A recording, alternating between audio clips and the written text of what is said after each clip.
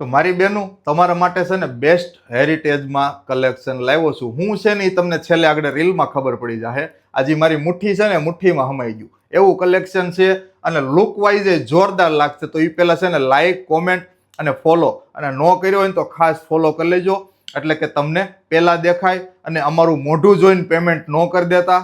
બરાબર છે, અમારું આ વેરીફાઈ એકાઉન્ટ છે એમાં જ તમારે વાત કરવાની છે ને એમાં જ તમારે પેમેન્ટ કરવાનું છે. ઓકે, જો હવે આ હેરિટેજ વોચ છે, 2 વોચ એકદમ યુનિક અને કંઈક નવું જોવું હોય ને તો ભાદાણી ઇમિટેશનમાં જ આવવું પડે.